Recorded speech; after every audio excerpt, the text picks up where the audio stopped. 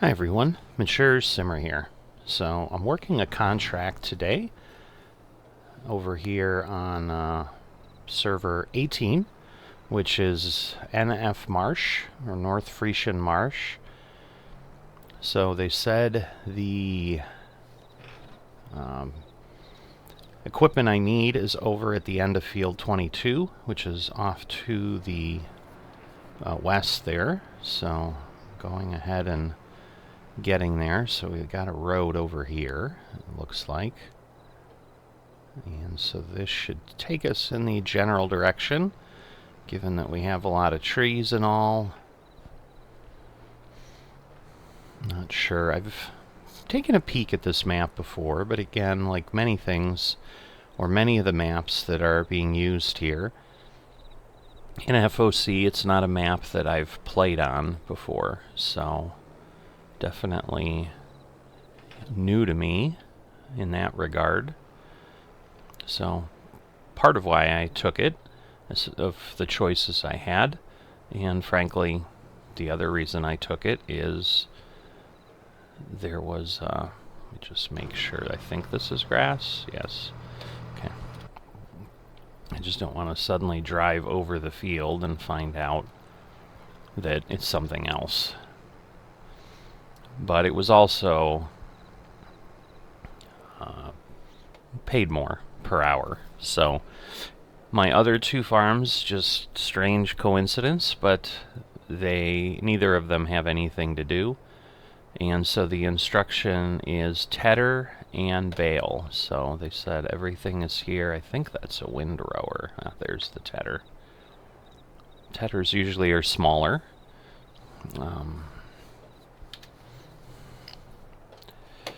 So let me just get in there. I'm taking a slightly bigger tractor at this point just because I think the baler's going to require more horsepower. I'll have to check because it's a pretty hefty baler there. But there's bale storage behind the silo on field 21. So we are down here, so we came from this area. This is the road we just went down and came from here, and 26 and 28 is what we're being asked to work on. So we need to get out here to the road, head on up, it looks like. So I will go do that. So I'm assuming the grass is mowed and is laying there, and similar to maybe what I've seen that other folks on FOC tend to do here. That almost looks like, oh, that's a parking lot. Looks like, is that like a baseball stadium? It looked like fencing around. But interesting. Huh. Like I said, never been on this map, looked at certain areas, drove by the town. Definitely not been here in the center of the map. But definitely interesting. I mean, it's a lot of road network that would keep you kind of busy, that's for sure. But I like the trees, and I think this is set in Germany somewhere. Once again, I don't recall if it's a fully real area, and I guess fully real probably discounts literally every map in Farming Simulator, so that's probably a bad choice of words. But whether it's based on a real location or if it's fictional, how about that? And I think, if I recall, it might be like it represents what things would look like in this area. Alright, well, good news is I found what I expected to find. Yay, that's always helpful. So let me set a line, and we'll unfold and just make sure we see what we think we're gonna see. Alright, let's see how far. It looks like we don't have to go too far over, but yeah, I should be able to do this. So I can probably stay pretty busy here, and really what I'm doing, obviously, is trying to make some cash for my farm. Alright, so we will do this. Now my concern, frankly, just having scoped things out before I started a recording, because I don't want to bore you running around the yard without much able to be happening and without being able to start this appropriately. I think I have learned that those sheds that store a lot of bales will store up to 2.6 million liters, but there's 2.4 million liters already there. I suppose if I suddenly hit that, I can try to DM the person. And again, being proactive, if I suddenly find out I've picked up, 2 or 3 loads off of here, and suddenly I'm running out, getting close, and I'm at 2.55 million or something, I definitely will, figure out, well, what do I need to do here? But my plan, because I think I've got some pretty clear runway here. Alright, so it won't let me touch that stuff on the road. That's always the danger with stuff like grass. That you, whoops, let me pick that up. That you toss things or mow things onto, the edge of your fields, and then it's something you can't touch. Even right there, right on the edge, there on the roadway, it just won't let me get that grass. It's possible with a windrower I'll be able to scoop it up, and a lot of times in that case it will go ahead and kind of convert that to hay when I pick it up, if it doesn't do so when I windrow it. Because the windrower is normally larger, but I should have enough runway here to spend a good amount of hours on here today.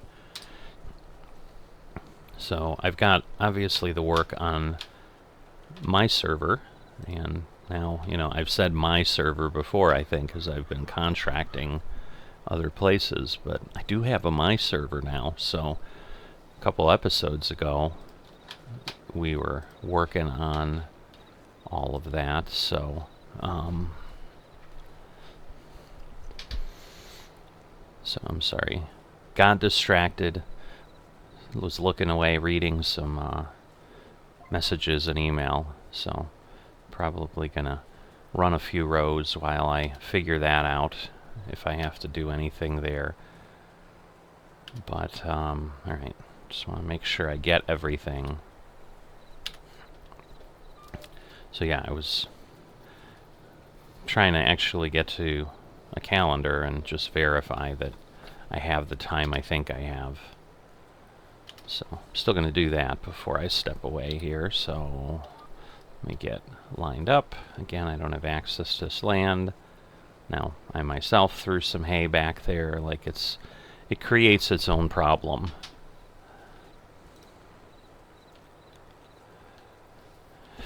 So yeah, I definitely have some space here for a little while.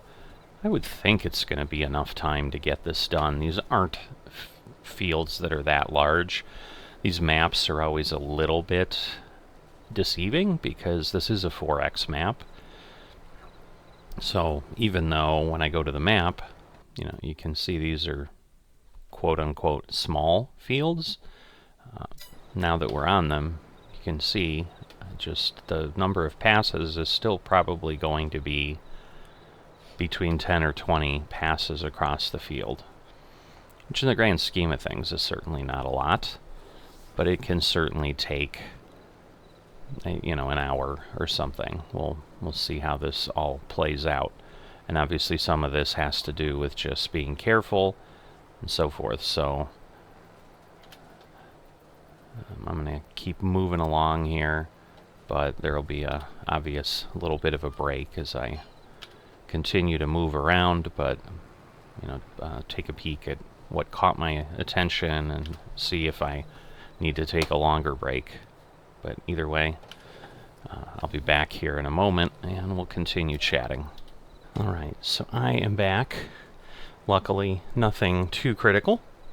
Did need a response, but the response has been given, and I'm back not too much later. In the meantime, I have driven, in essence, a headland around the field, partly because of that guardrail you see in front of us. As I came up to it last time, I could go through, but I knew coming back that would not be the case.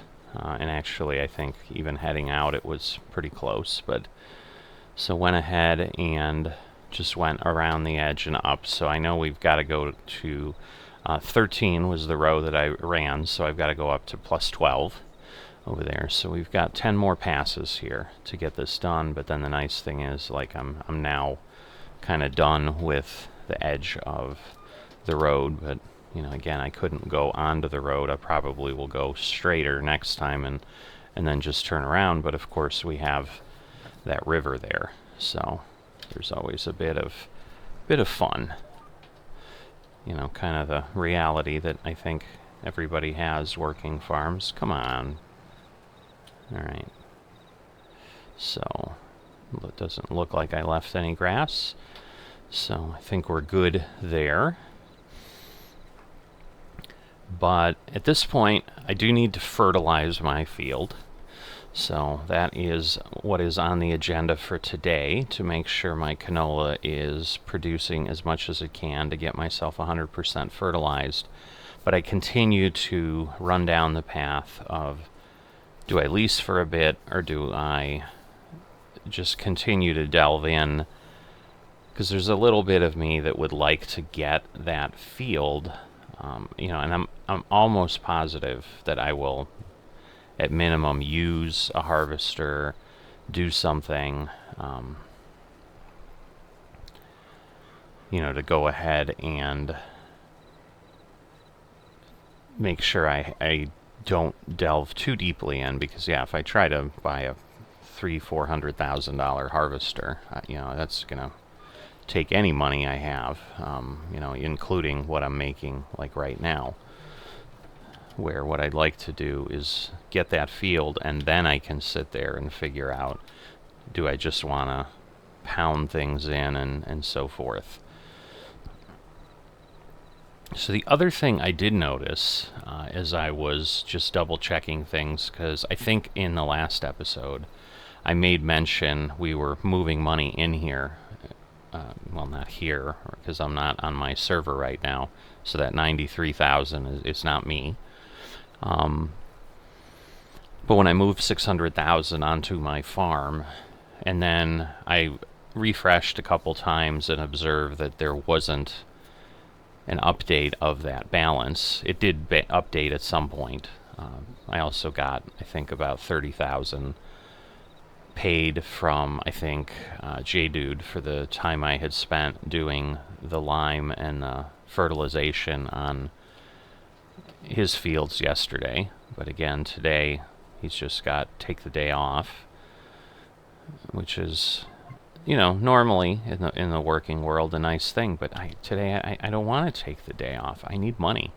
So that is why I went and started looking for contracts.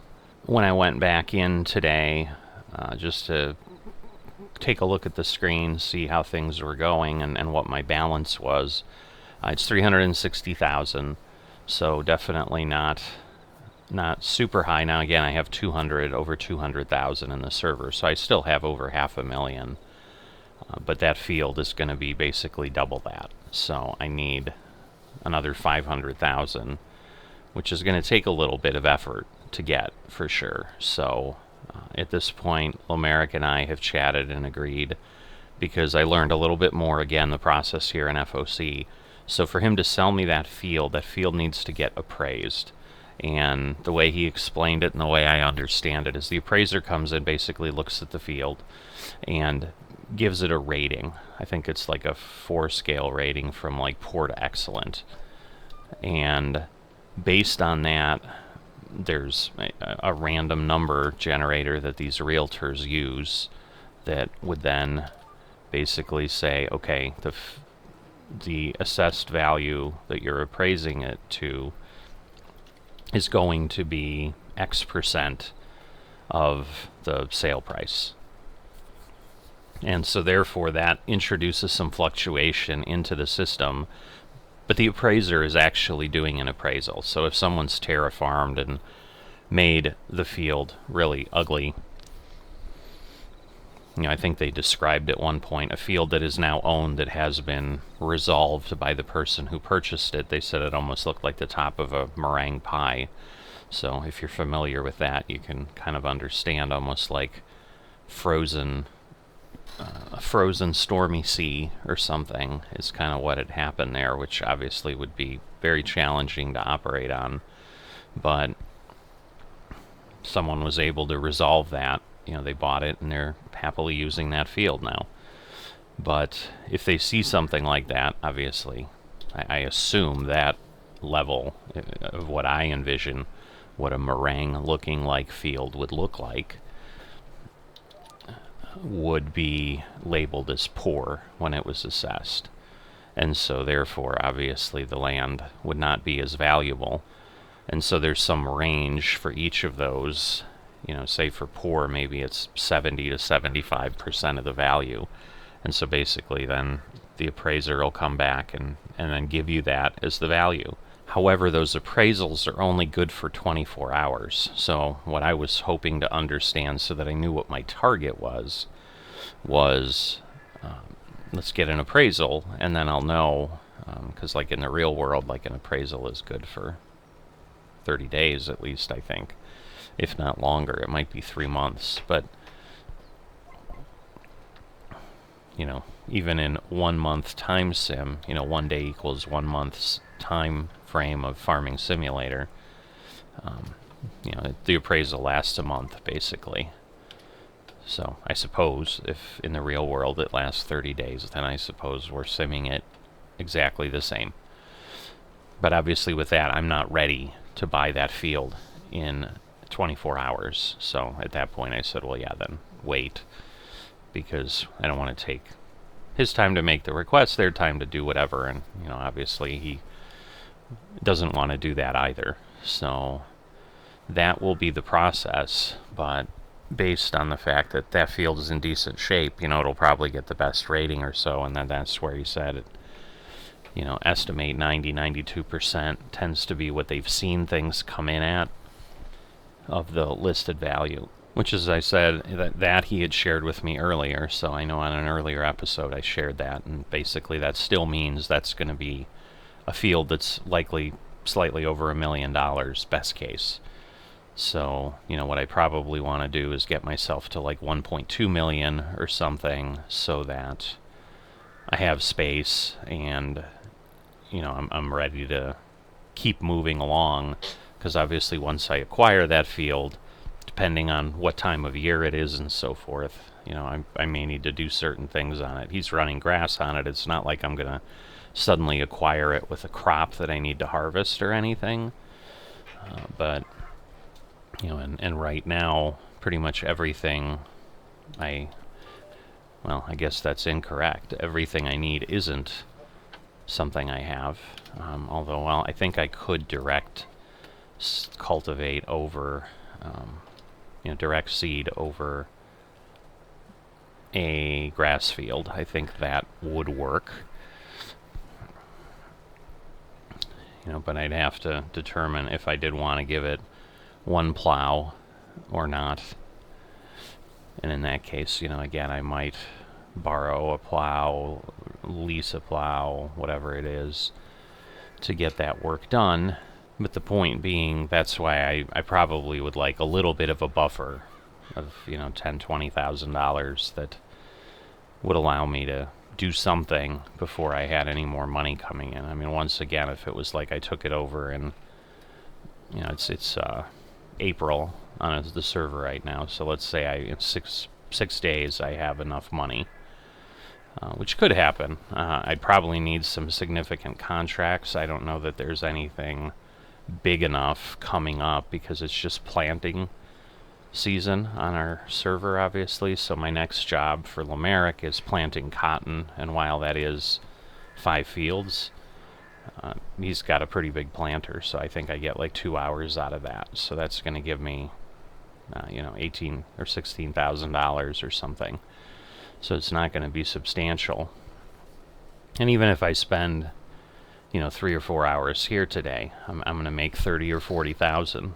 So it just takes a bit of time, and so it could be weeks before I'm ready to approach him on that field.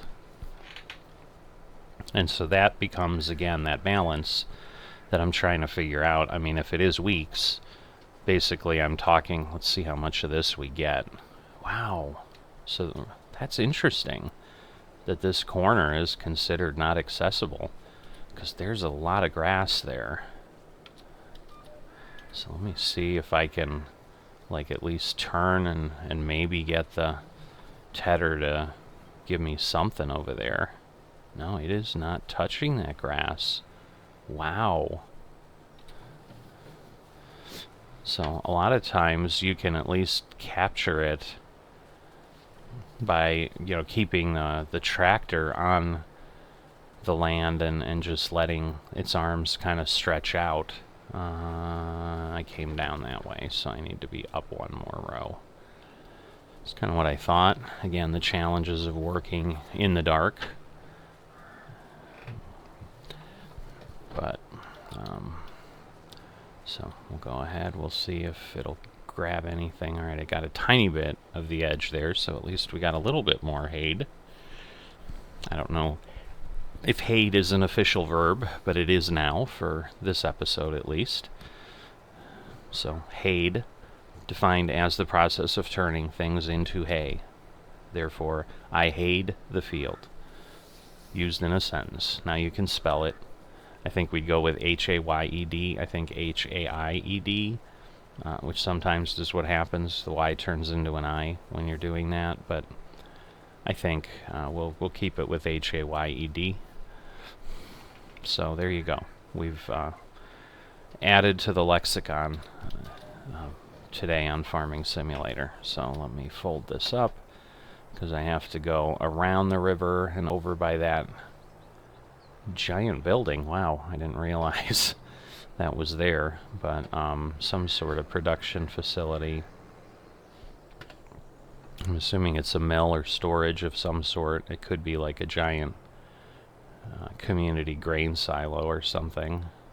I see a blue dot, which I think usually means something on the map as opposed to just something someone placed, because I don't think he owns anything. I don't know if there's a working train on this map or not, but I want to get across the train tracks before I find out.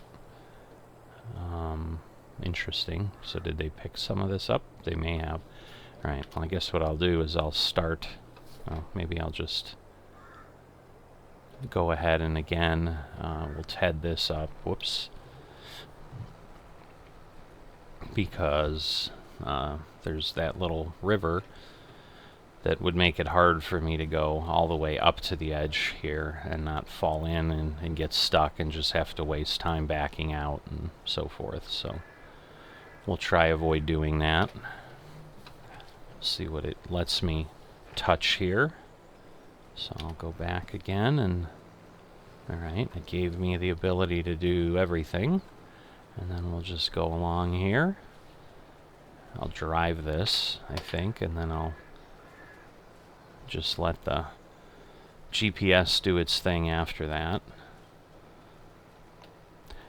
So yeah, pretty well fleshed out map, I would say, from my first impressions here. I mean, you've got these walls. I'm like, is it a cemetery? But no, it looks like it's a park or something. There's picnic tables in there and so forth. And now here's somebody's home. This is a different walled space.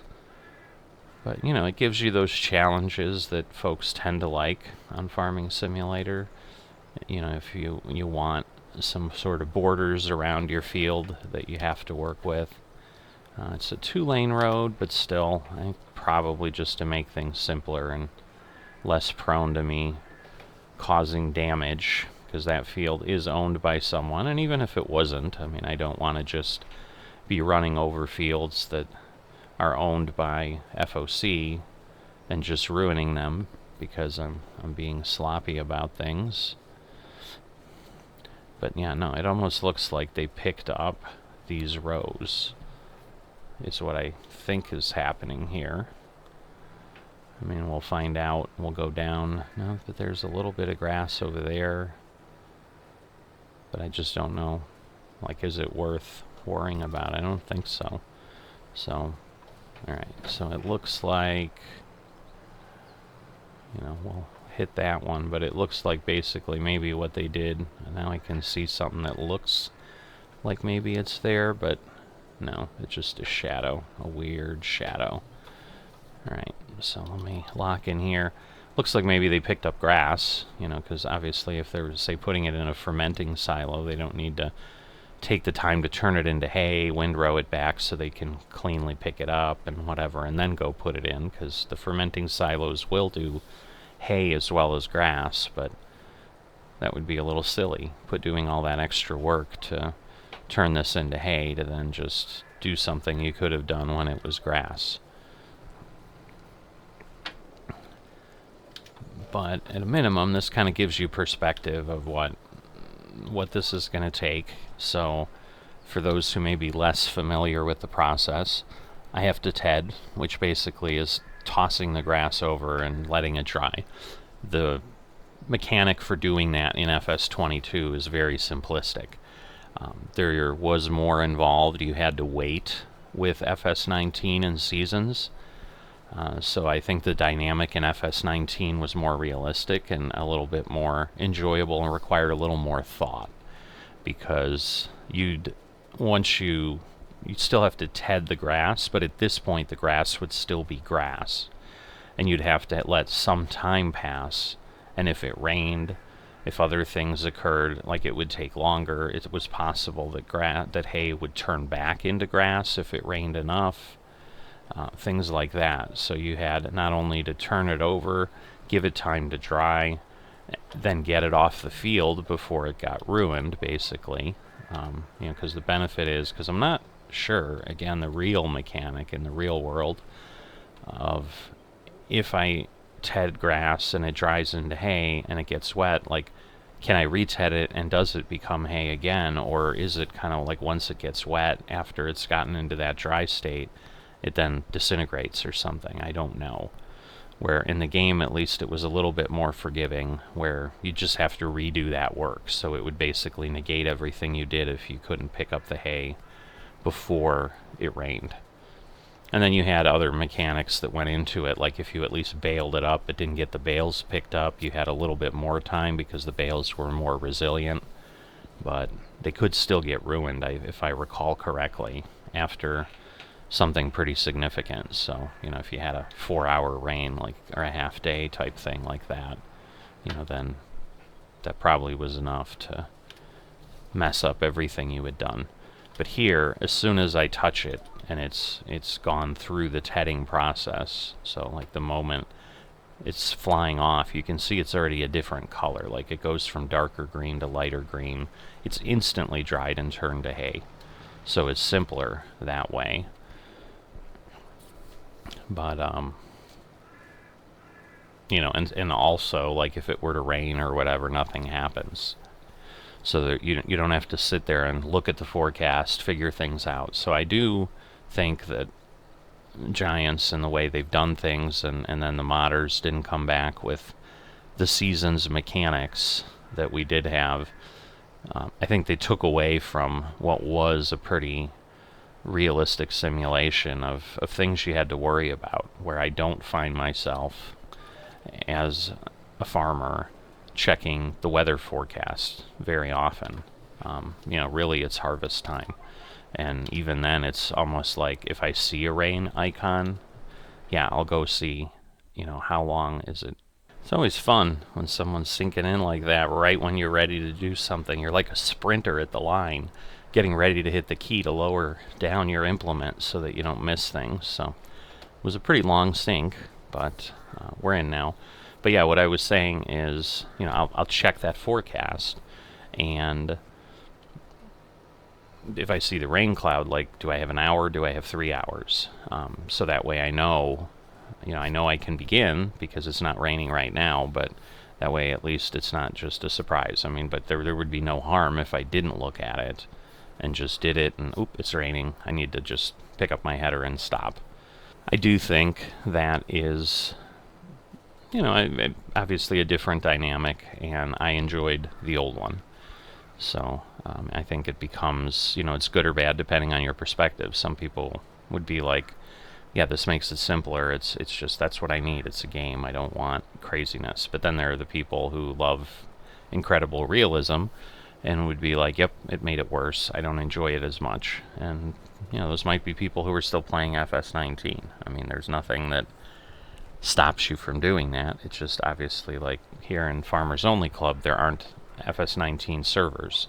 So you couldn't be in this multiplayer environment and still be on FS19. So that is a difference where there are communities that still maintain FS19 servers to give folks who prefer, maybe they couldn't afford, didn't want to spend money on the new game, don't like it, are more than happy with what we had. I certainly could have been one of those people. I don't know that I would be any less happy than I am now having stayed in FS19. Just obviously my options would be more limited, and certainly productions and certain things like that aren't available in FS19 and I don't think have been added.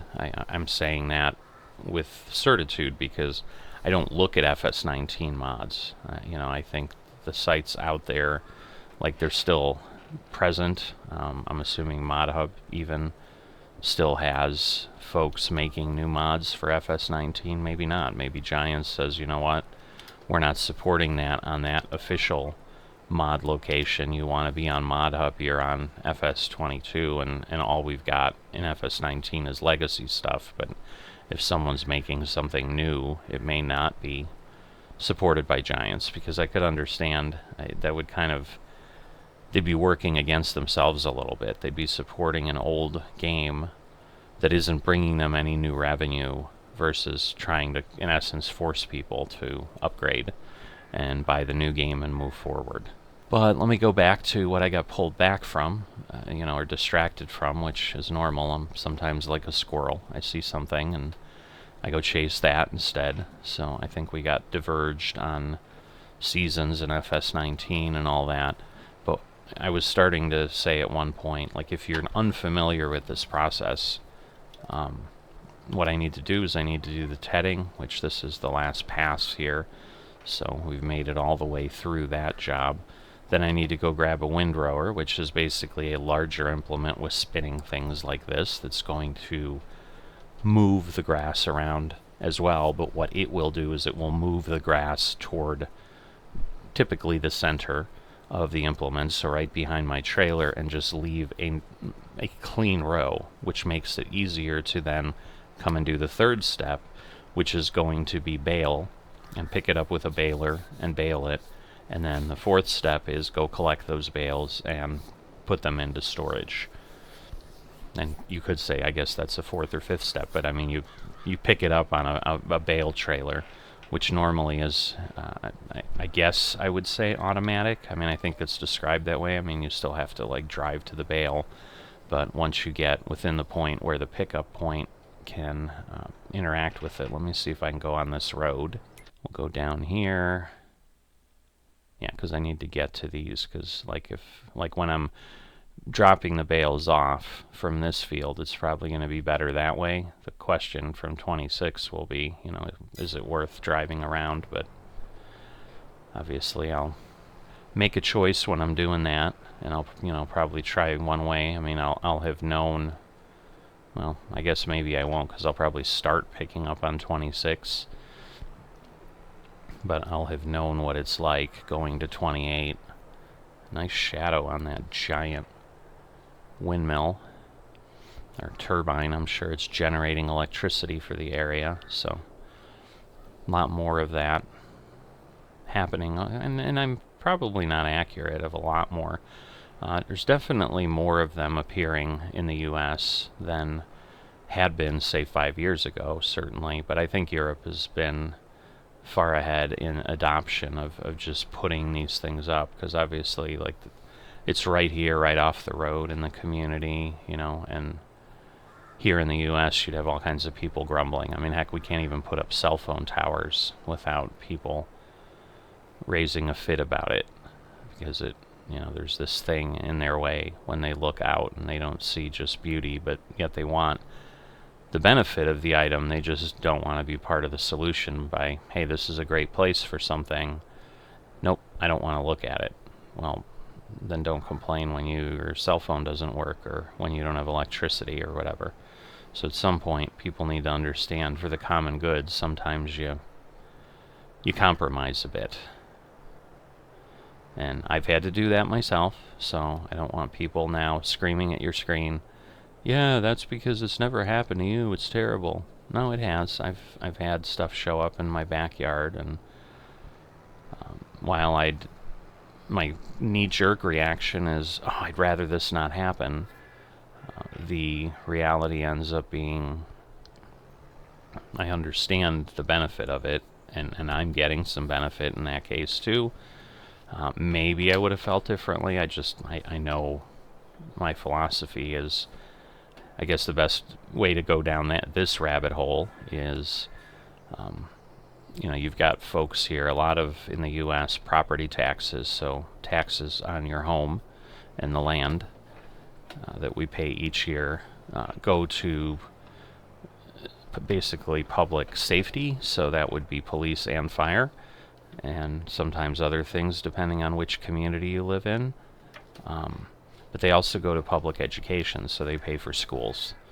So police and fire, we all continue to need throughout our lives, but the short-sighted view by a lot of folks once they get older is, I don't have any kids in the school system, I don't want to pay for that tax increase. So it's not that they're like, oh, I'm not going to pay my taxes, but when a levy comes up to say, hey, we're going to, or when a vote comes up to have a levy that might increase the tax a bit because, hey, the school has a budget increase and would like to bring in more revenue, they'll be like, well, I don't have kids in the school, I'm going to vote no. And my argument there is, okay, so you just want a bunch of uneducated people running around because we're, in essence, kind of advocating for, let's just not fund the schools appropriately, using the latest terms, let's defund the schools. And what? And then you're going to have people who you're not going to have schools to educate people, so you're going to go back a couple hundred years, and then suddenly the other things you rely on them for is like working and paying Social Security so that you can get that money in your retirement that you don't want to pay a little bit more of to help the community. You now have nobody who can get jobs, and then that dries up. Like, people don't think things through as far as, there is an impact if we don't have a good public school system. And so whether you have kids actively in the school system or not, you should be invested in still making that school and education system the best you can, obviously within reason, because I'm sure, advocates would be like, well, we should add all these things and we should add all these programs. And so I get the possibility. Trying to figure out, I guess I'll go ahead and go down the edge here. Is it lowering? No, it just took a really long time. Maybe I was lagging or something. Alright, and then we'll turn it on. I was trying to figure out if I wanted to go down this way, and I should. So this is where, see, now we'll get some stuff off the road if I'm careful, but we have this guardrail.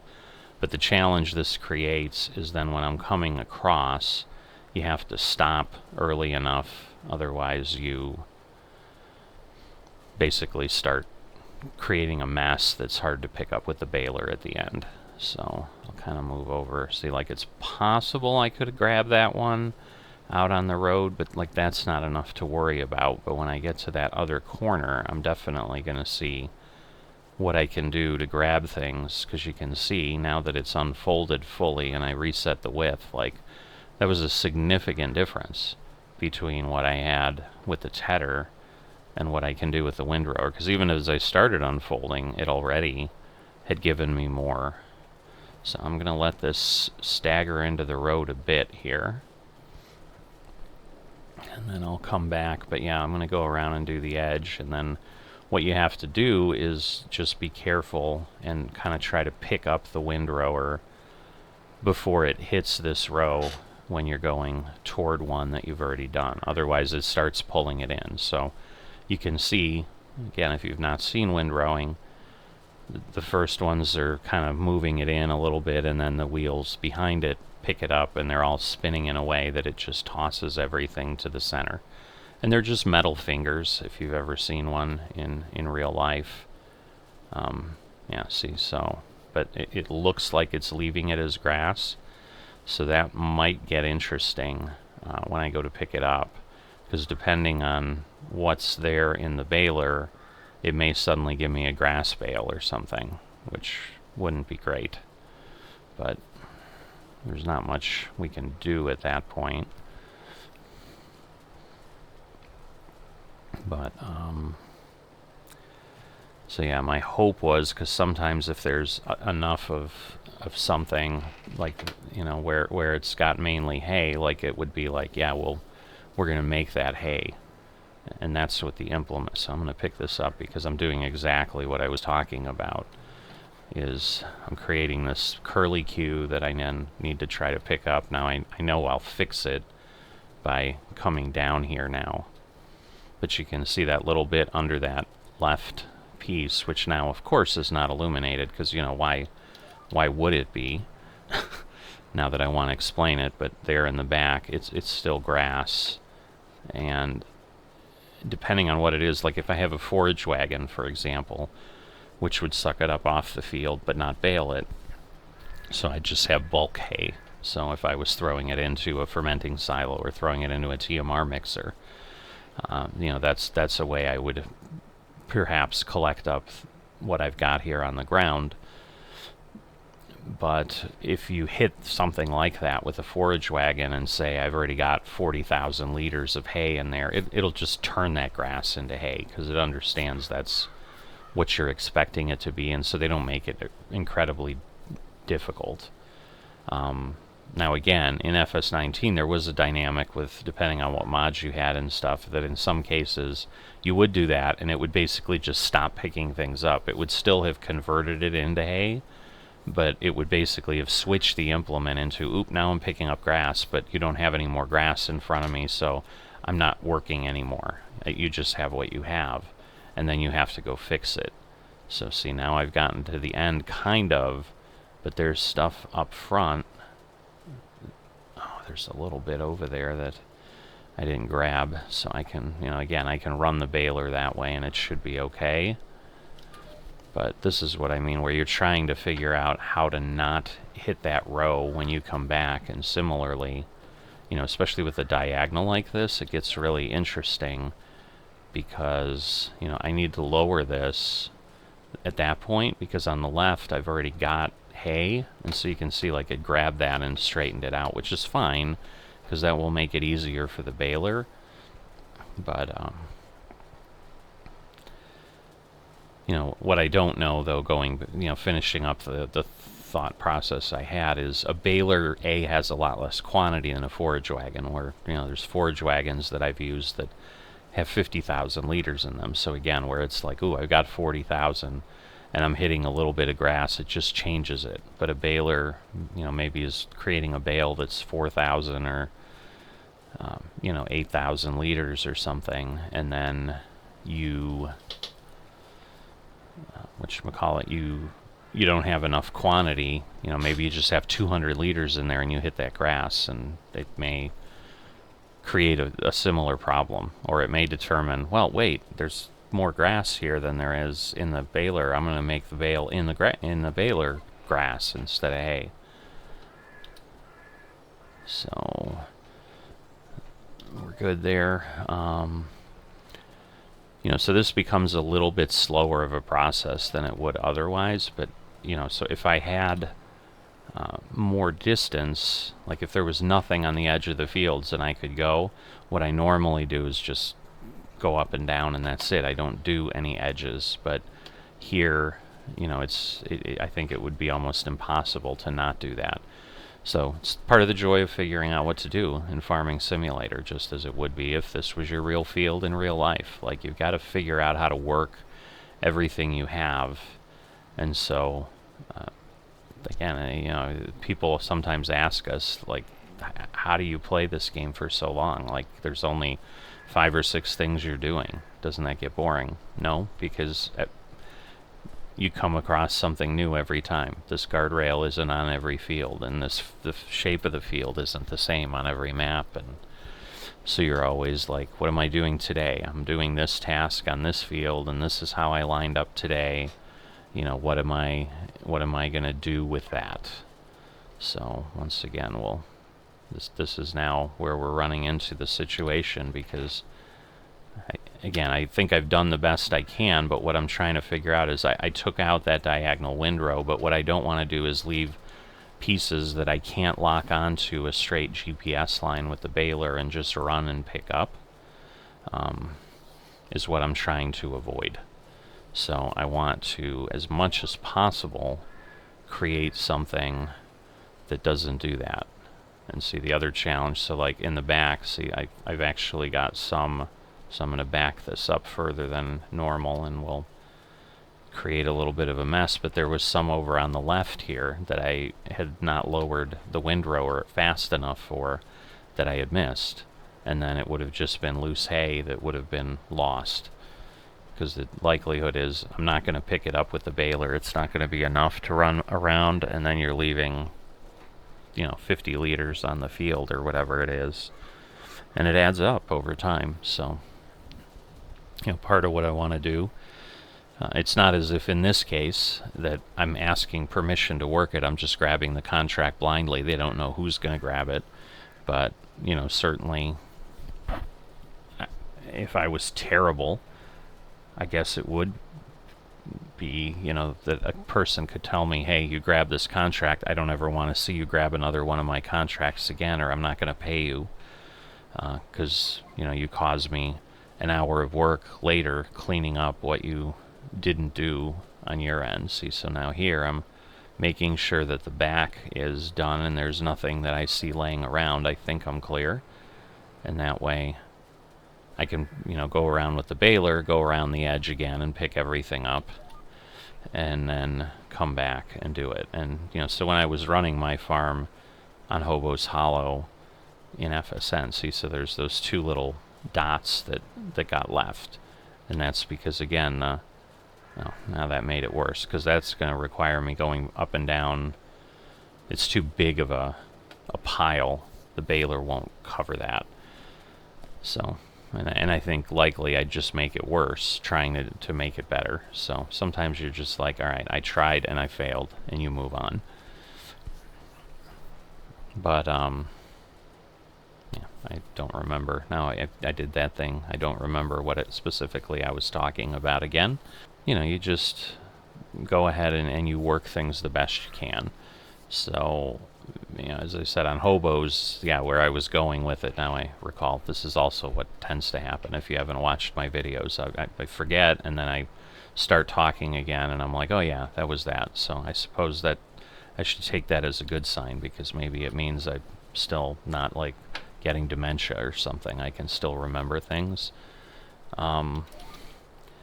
But on Hobo's Hollow, what I was doing at that point was I would do the edge, but then I'd grab the forage wagon in that case, but it would be the same, grab the baler, and I'd go and pick that grass up, so that, and then I'd go ahead and windrow the rest of the field. But that was easier to do because I wasn't using, say, the same tractor to do both. And I mean, I certainly could do that. I could bring a baler over with another tractor. This farm has multiple tractors. But I'm just choosing to not drive all the way over here with multiple things. And it probably, honestly, it's kind of the 6 1/2 dozen of the other argument that we make. That might not be a phrase that's used around the world, but it's pretty common here in the U.S., where basically, you know, 6 1/2 dozen are the same thing. So it's just, you may call them 2 different things, but in the end they're the same.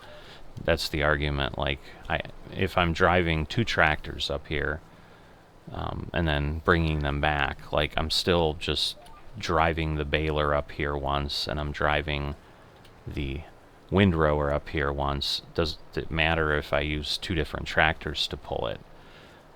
You know, it's still, because otherwise I'd go back with this tractor, get the baler, and bring it back. Like, it's still 2 trips regardless. I'm just doing it with 2 complete setups instead of taking it back and you know, moving one or the other. There's still a tractor moving multiple, you know, but I'm still thinking bringing 2 tractors up here is still more than going back and forth, because I still have to take this back to take the windrower back. And at that point I just pick up the baler, where otherwise I think there's somewhere at least 1 extra trip in the equation. Whoops, see, and I went a little too far there. So it's definitely an art, a little bit, I'll call it that. It's probably giving myself more credit, like I'm some fancy farmer. I'm an artistic farmer. But you know, you go ahead and figure that out. So, like, I've made the choice that I'm going to see, it's grabbing a little bit of that far row sometimes, so you can see that right front wheel. Sometimes, like right now, it's not grabbing anything, but in the beginning it had thrown some grass over here into that windrow. So that is, you know, where you get that benefit of, this will be a lot fewer rows than if I tried to pick that up, and that width that the tedder has left at this point, it's too wide for the baler anyway, so I would have to go twice up this 1 row. That's what the windrower gets you. But you know, you kind of decide, and you know, next time maybe you work the field differently because you think it's going to change something, or it's sometimes just as simple as, doesn't change anything, I just want to do something different. See, my problem with this corner, with the grass pile we have, so you can see there's a good, you know, 10 meters or more of green grass there. That might be so much that it really screws things up. See, and that left a little bit. I mean, I did auto width on this, so this shouldn't normally happen, but sometimes it does. And at this point, it's probably just not worth it. It's just easier to go run the baler and just pick it up, because I think once again it'd create too big of a row if I now turned around. So this becomes a smaller microcosm argument of what we were just talking about. Like, is it worth the baler going down the field twice, or should I take the windrower 1 extra time now and then the baler goes 1 less time, and so it's 6 1/2 dozen of the other. So we'll fold this up, because again we need to move to 28. But you get it.